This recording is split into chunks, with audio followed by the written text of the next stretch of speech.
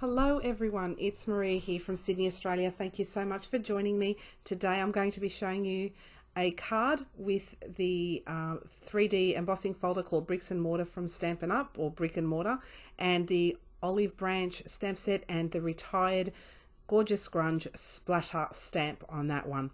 I love it, and that's the only item I bought from the new catalogue that's brand new, and that's the Olive Branch one because that really spoke to me. So I'm going to be using a thick Whisper White cardstock, which is half an A4, and I scored it in half again, and I'm going to now fold and burnish that score line with my bone folder. And I still use a lot of Stampin' Up stuff, so you will see that, and I do on occasion buy new things, but the Olive Branch is my newest addition, I only bought 3 items. So I've got a layering piece there of just plain Whisper White cardstock, and then I've just got one that's the same size as my card front, and that'll be used to stamp my image on. So with that one that's smaller, what I'm going to do is I'm going to do some ink blending on that, very slight ink blending using Mermaid Lagoon Distress Oxide ink.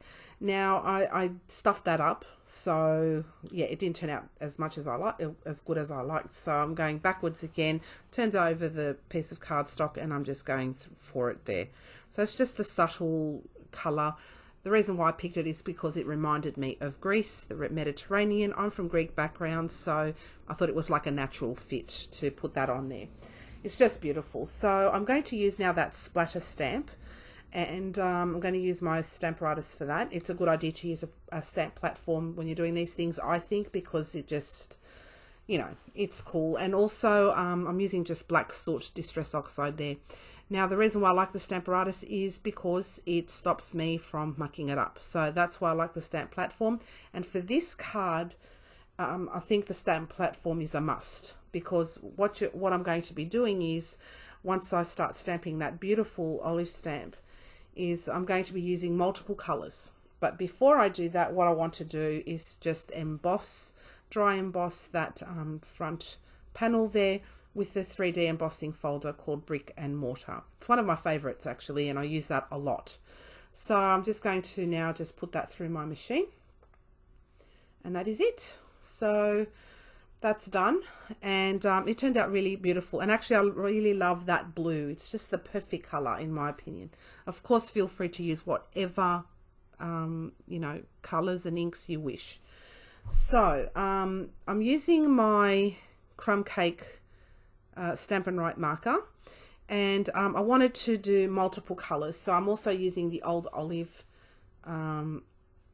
marker as well, and I'm just using that all over. So basically there's going to be a mixture of green and brown just to make it look kind of realistic. So that's what I'm doing there. So I'll be going backwards and forwards doing that, and I think that turned out beautiful actually with the crumb cake and the old olive together. And what I like to do between colors as well is clean. So I make sure that the colors don't cross-contaminate and mix things up. I'm really pedantic with these kind of things. So I always clean in between colors. So that's what you'll be seeing me doing, a lot of backwards and forwards. And the colors I'm using for the leaves are, and I'm also bringing out a blender pen, and that is to erase. Basically, it's acting like an eraser. So any bits and pieces that are going into really tight spaces, I'm going to be using the blender pen to erase it. So now I'm just using Bundled Sage Distress Oxide ink. I'm going around everywhere using my sponge dauber, because this is a distinctive stamp, and distinctive stamps have a lot of detail in them. So if you're using a very juicy ink pad like mine are, and they're Distress Oxide, so there's a bit of pigment in them, it loses a lot of the details. So what I'm doing there is using the sponge dauber and inking up my stamp, and now I'm just using my chamois to clean the images up a bit so they're not, you know, stamped in the wrong places. And I'm using a combination of the chamois and the blender pen. So that's what you'll be seeing me doing there, and I go backwards and forwards, so you'll be seeing that a lot. So yeah, so I go through the one color. I like to add shading so it's not so boring being one color. And with the distinctive stamps, basically, if you've used them before, the stamp itself lends itself to shading, but I also want to add extra color, so it's not just one color looks shaded, but I'm actually adding several colors. I like the layered look. So that's what I'm doing there. And it turned out beautiful. So after the bundled sage, I go with the peeled paint, and that's a beautiful color as well, kind of like a lighter olive color. And I was just testing it there to make sure that's what I wanted to use. And now I'm just going all over the image with my sponge dauber, and just to provide shading.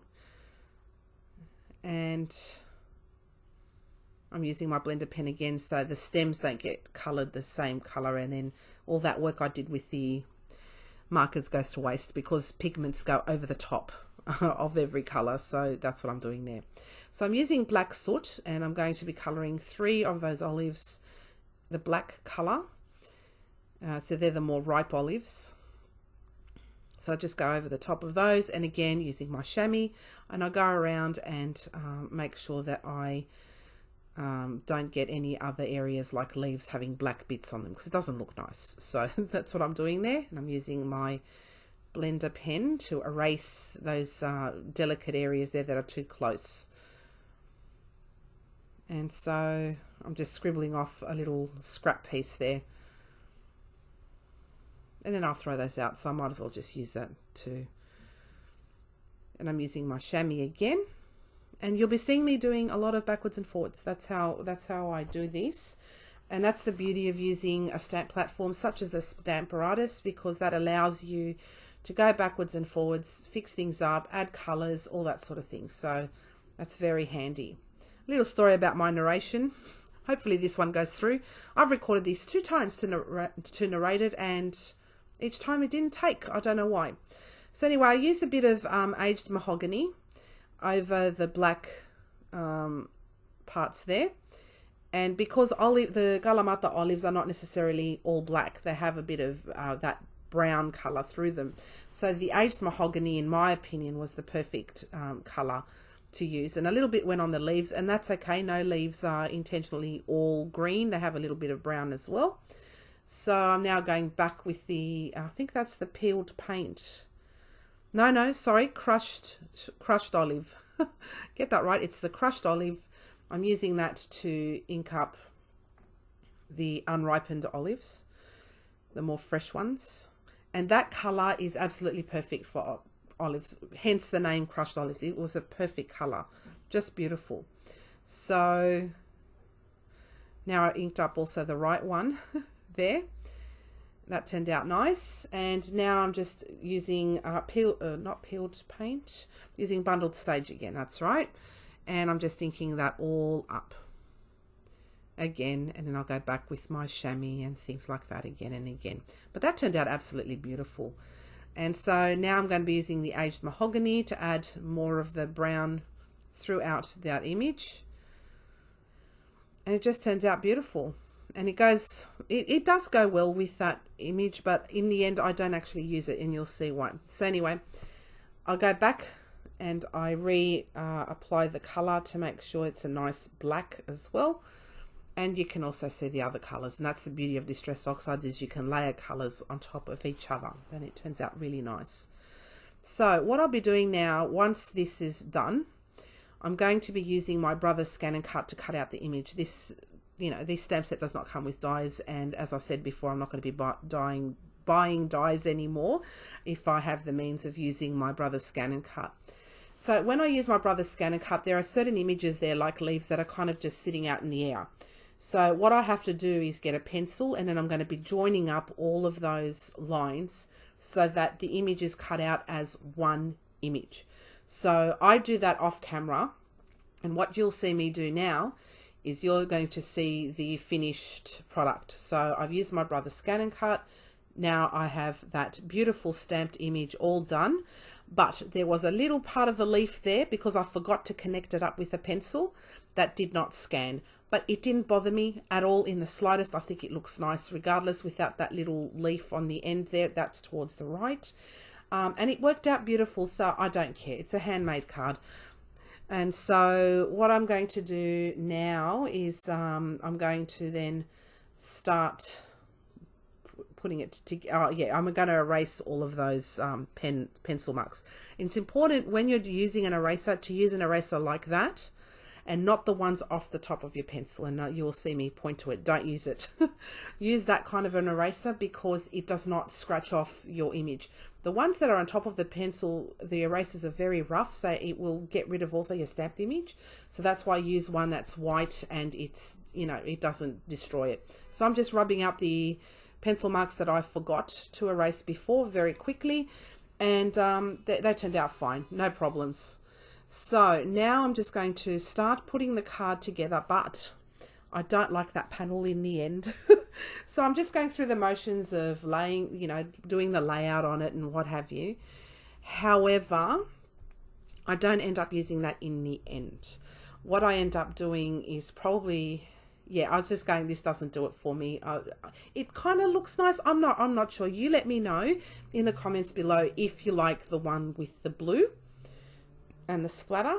So now what I'm doing is I'm just turning the cardstock over, just checking it out with mainly white in the background, and I quite like the one with the white in the background plain.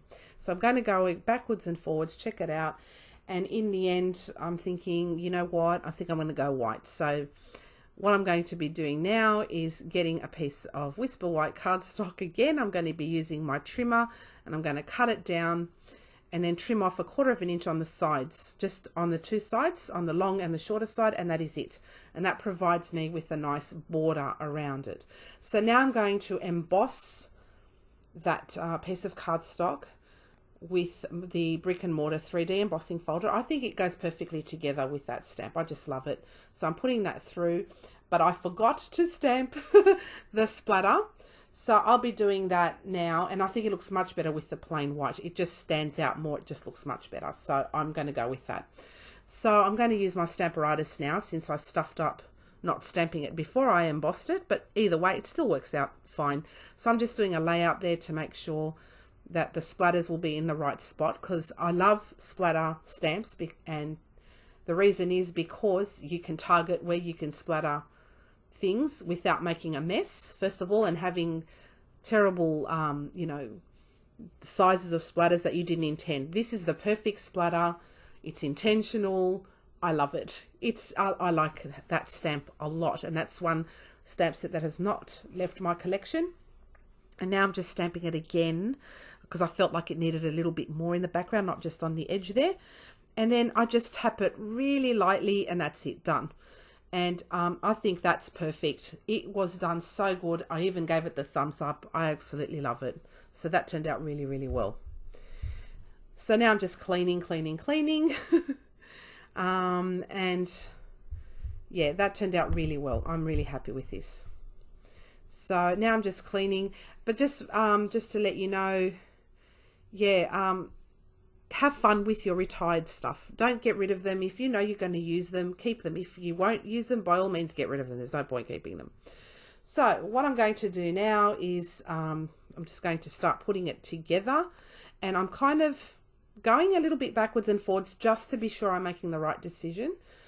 The blue looks nice, but as I told you before, let me know if you like the one with the blue or the plain white. Personally, I like the plain white, so I went with the white. So now I'm just putting some PVA glue all around the edges of that card panel, and I'm sticking that onto the front of that card base. And now I'm going to put a whole bunch of dimensionals, and I will speed this up because this takes forever. And I'm just putting on all the dimensionals. And I'm using some really cool scissors from Close to My Heart that are non-stick. I bought them years ago, and they're perfect. So I use those to cut dimensionals or anything sticky. That's what I'll be using because they're non-stick. So I'm just quickly taking that all off, and now I'm going to lay it onto the front of my card. And I just love the way that turned out. Simple, elegant, beautiful card. Just love it. Has the right amount of color. I love those colors. The Distress Oxides are the perfect colors for this stamp set in my opinion, but of course use Stampin' Up equivalents. Nothing to stop you there, but I hope you enjoyed today's video. If you have any questions, please don't hesitate to let me know and leave a comment below. If you haven't already subscribed, please do so, and also give me the thumbs up if you like this video. It will help me out a lot. Thank you so much for watching, and I'll see you again next time. Bye for now.